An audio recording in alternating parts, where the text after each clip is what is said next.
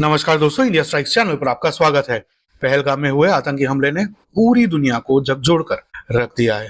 दुनिया के बड़े बड़े देश, चाहे वो यूएसए हो, रशिया हो, यूके हो, इसराइल हो या अन्य कोई भी, सभी दर्द की इस घड़ी में भारत के साथ खड़े हैं। इसी के बीच पाकिस्तान के डिफेंस मिनिस्टर ख्वाजा आसिफ का पाकिस्तान की हकीकत को एक्सपोज करता हुआ एक स्टेटमेंट भी सामने आया है। उसको हम इस वीडियो में देखेंगे और साथ ही में अन्य भी कुछ डेवलपमेंट्स हुए हैं पहलगाम हमले से संबंधित और स्टेटमेंट्स भी आए हैं, उन पर भी नजर डालेंगे। शुरू करने से पहले अगर आप भी हमारी तरह राष्ट्रवादी हैं तो वीडियो को लाइक करें, चैनल को सब्सक्राइब करें, बेल आइकन दबाना ना भूलें ताकि आपको रेगुलर अपडेट्स मिलती रहे। आइए शुरू करते हैं। तो पाकिस्तानी डिफेंस मिनिस्टर ख्वाजा आसिफ ने क्या कहा, उसको सुनने से पहले यूएस व्हाइट हाउस में से भारत की फेवर में एक स्टेटमेंट निकल कर आया है, उसको सुनते हैं। Now on to the terrorist attacks in Pahalgam. As President Trump and Secretary Rubio have made clear, the United States stands with India, strongly condemns all acts of terrorism. We pray for the lives of those lost and for the recovery of the injured and call for the perpetrators of this heinous act to be brought to justice. तो जैसे कि आपने सुना, USA में से एक statement निकल कर आया है जहां पर प्रेसिडेंट डोनाल्ड ट्रंप और स्टेट सेक्रेटरी मार्को रूबियो द्वारा ये बताया गया है कि वे मुश्किल की इस घड़ी में भारत के साथ हैं और वे चाहते हैं कि भारत पहलगाम आतंकी हमले के सभी गुनहगारों को गुड नाइट बोल दे। अब गुड नाइट बोलने वाली बात डायरेक्टली नहीं बोली जा सकती है डिप्लोमेटिक स्टेज से, इसीलिए इनडायरेक्टली कहा गया है कि ब्रिंग देम टू जस्टिस। कुछ इसी प्रकार का ब्रिटिश पार्लियामेंट में भी हुआ था, जहां पर एक ब्रिटिश एमपी बॉब ब्लैकमैन ने भारत पर हुए इस हमले को ब्रिटिश पार्लियामेंट में उठाया था और गवर्नमेंट को इस पर स्टेटमेंट देने के लिए कहा था। सुनिए उन्होंने क्या कहा और ब्रिटिश फॉरेन सेक्रेटरी ने इस पर क्या बयान दिया। Now, Madam Deputy Speaker, it's rightly been mentioned about on Tuesday the systematic murder of Hindu pilgrims in Pahalgam in India. The sad reality is that the terrorist group that is thought to be responsible for this, the Lashkar-e-Taiba, these are a Pakistani organisation that deliberately targets innocent people in Jammu and Kashmir. Already the Indian government have revoked visas, closed the border and expelled officials from Pakistan as a result. Probably most importantly, they've suspended the Indus Water Treaty. Now I think this is an important aspect, that we need the Foreign Secretary to come and make a statement to the House on what could end up being a very quickly escalating situation between India and Pakistan. Tonight there'll be a vigil outside the Indian High Commission. I will be representing the opposition. I understand there'll be representatives of the government as well. We must give our reassurance and support for the government of India in making sure that they apprehend these terrorists and make sure that those responsible for supporting them are also brought to justice.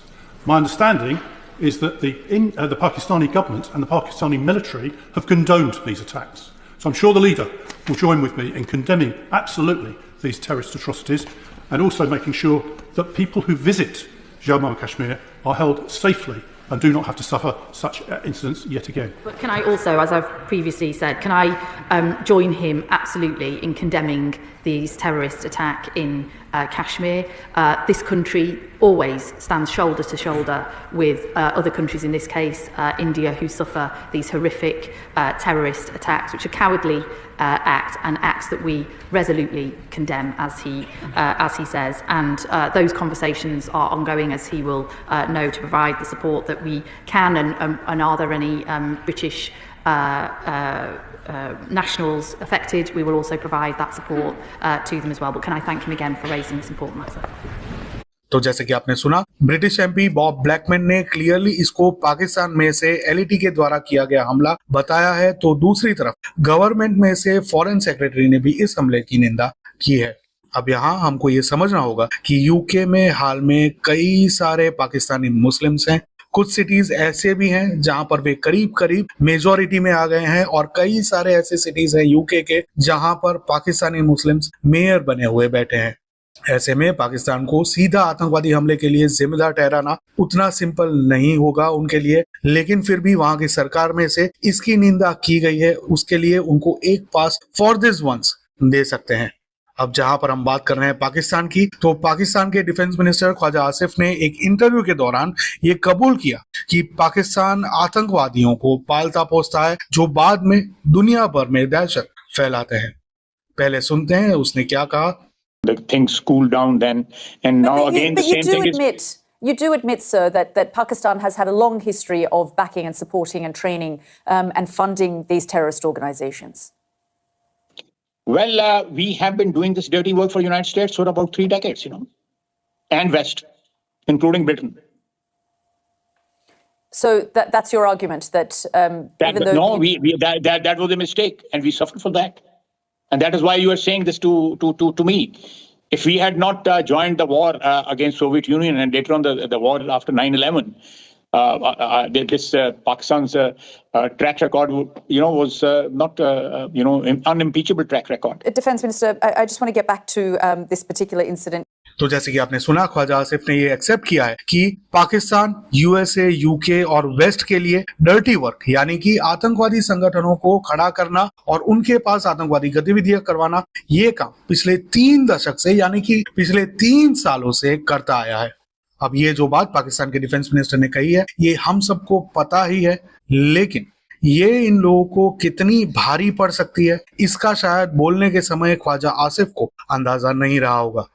Pakistan government के official के मुंह से ये बात निकलने का मतलब है कि ये ऑफिशियल स्टेटमेंट हो गया कि पाकिस्तान आतंकवाद को बढ़ावा देता है, जिसका उपयोग करके सिर्फ भारत ही नहीं बल्कि दुनिया के कई देश इनको आसानी से एक साथ आतंकवादी मुल्क डिक्लेयर कर सकते हैं और इनके ऊपर सैंक्शंस आफ्टर सैंक्शंस लगाकर सिर्फ इनको ही नहीं बल्कि इनके साथ जो भी दोस्ती रखते हैं उनका भी दाना पानी बंद कर सकते हैं आतंकवादी मुल्क को समर्थन देने के आधार पर। तो इन अ नटशेल, पाकिस्तान के डिफेंस मिनिस्टर ख्वाजा आसिफ के इस बयान से सिर्फ पाकिस्तान को ही नहीं बल्कि उसका समर्थन करने वाले तुर्की, चाइना और अन्य कई सारे देशों को इसके नेगेटिव आउटकम्स भुगतने पड़ सकते हैं। तो आने वाले समय में देखेंगे कि किस तरह से इसके ऊपर डेवलपमेंट्स होते हैं। वापस आते हैं पहलगाम हमले से संबंधित खबर पर। तो कल पाकिस्तान के एक एक्स मिलिट्री ऑफिसर आदिल राजा ने यह बताया कि पहलगाम में जो हमला हुआ वो जनरल आसिफ मुनीर यानी कि पाकिस्तान आर्मी का जो चीफ है जनरल आसिफ मुनीर, उसके ऑर्डर पर किया गया था और ये बात उसको पाकिस्तानी इंटेलिजेंस के इनर सर्कल के सोर्सेज से पता चली है, ऐसा भी उसने अपने एक्स के हैंडल से बताया था। इसके ऊपर हमने एक आर्टिकल भी अपने एक्स, व्हाट्सएप चैनल और फेसबुक पर शेयर किया है, जाकर उसको जरूर पढ़ें। सभी लिंक्स नीचे डिस्क्रिप्शन में दिए गए हैं।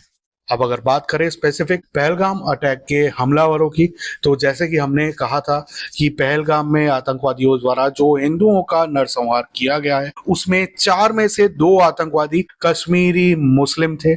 एक का नाम है आसिफ शेख जो कि त्राल का रहने वाला था और दूसरे का नाम है आदिल तोकर जो कि बिजबेहरा अनंतनाग का रहने वाला था। इसमें आदिल तोकर का घर डिमोलिश कर दिया गया है एज पर रिपोर्ट, जैसे कि आप स्क्रीन पर देख सकते हैं, और उसके फैमिली के बारे में अभी तक कोई भी इंफॉर्मेशन नहीं आई है। दूसरा जो था आसिफ शेख, उसके घर जब इन्वेस्टिगेशन के लिए टीम पहुंची तब उनको यह संदेह हुआ कि पूरा घर बारूद से रिग कर दिया गया है। तो इसी के चलते वो इन्वेस्टिगेटिव टीम थोड़ी दूर ही रुक गई और कुछ ही समय में आसिफ शेख का घर धमाके से उड़ गया।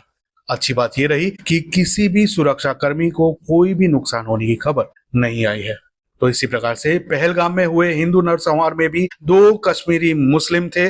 तो अगर कोई ये चूरन चटाने की कोशिश करे कि नहीं वे लोग निर्दोष हैं, कश्मीरी मुस्लिम निर्दोष हैं और ये पाकिस्तानियों ने किया है, तो उनको हकीकत दिखाएं और कहें कि पहले जिन कश्मीरी पंडित परिवारों को उन्होंने वहां से 1980 और 90 के दशक में पलायन करने पर मजबूर किया था, पहले उनको बसाओ, फिर हम टूरिज्म पर बात कर सकते हैं।